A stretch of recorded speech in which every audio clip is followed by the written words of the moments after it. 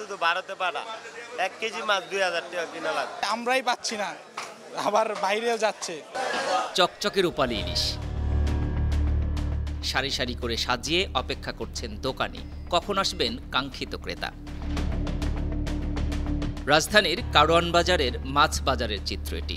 সরবরাহ যথেষ্ট, কিন্তু দাম আকাশ ছোঁয়া। আগে ছিল 1700, 1600, বর্তমানে হলো 1900, 1800। 1 কেজি সাইজের মাছ বিক্রি করতেছি 1700 টাকা কেজি।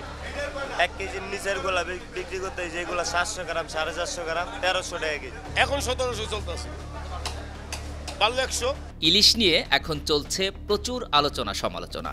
ঠিক এ সময়ে ক্রেতাদের কাছে ইলিশের স্বাদ কেমন সেটিই জানার চেষ্টা। ইলিশ মাছ খাইছি অনেক, বহুত বছর আগে কম দামি যখন আছে তখন খাইছি, এখন খাবার পাই না বাবা। ইলিশের দাম বেশি সবাই বলছে, ওই শুনে ভয়ে আসিই না কিনতে। এত দামের ইলিশ খাওয়া যখন দেশের মানুষের কাছেই বিলাসিতা, তখন ভারতে রপ্তানির ঘোষণা বাজারে দামের উপর কি প্রভাব ফেলেছে? ইন্ডিয়ার প্রভাব তো পড়বই। 3000 মেট্রিক টন যাইবো, তো ওই প্রভাবটা ওরা তো আগে ওই জায়গা থেকেই পয়সা লয়ে যাইতেছে। এখন বর্তমানে যেই মাছ আছে এই মাছ হিসাবে দুধ ভারতে পাঠা 1 কেজি মাছ 2000 টাকা কিনা লাগে। আমরা যদি আগে খেয়ে আমরা বাঁচতে পারি, তারপরে আপনার বাইরে রপ্তানি করেন, ব্যাপারটা এরকম। এখন আমরাই পাচ্ছি না, আবার বাইরেও যাচ্ছে। এখন পর্যন্ত ইলিশ ভারতে পাঠায় না।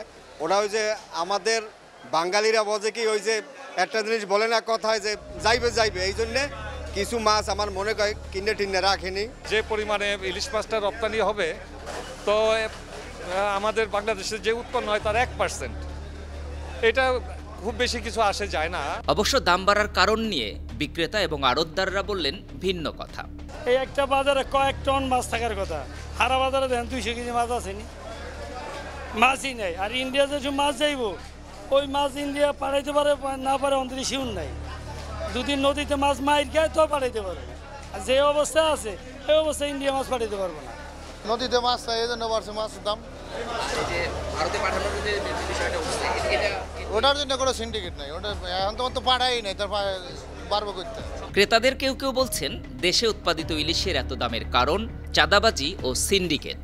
আমার মনে হয় না ইয়ে থাকবে নাগালের মতো, মানে এটা সিন্ডিকেটটা তো কেউ ভাঙতে পারতেছে না। সিন্ডিকেটটা যদি ভাঙতে পারতো তাহলে হয়তো মাছের দাম একটু কমতো, কিন্তু এই সিন্ডিকেটের জন্য মাছের দাম কোনোভাবেই কমবে না। এটা আমি জানি এরা সবাই চাঁদা দেয়, এদের আমার সামনেই কেউ কেউ এসে ওই যে টাকা নিচ্ছে। এদিকে বাড়তি দামের কারণে বেচা বিক্রি খারাপ হয় এই ব্যবসায়ী ছেড়ে দিবেন বলে জানালেন এই বিক্রেতা। 12 তারিখের পরে আর বিক্রি করবো না, 12 তারিখ ক্লাস, তারপরে আপনার গুড়াগাড়া মাছ বিক্রি করবো। আমার তো মাস শেষে দোকান ভাড়া দিতে।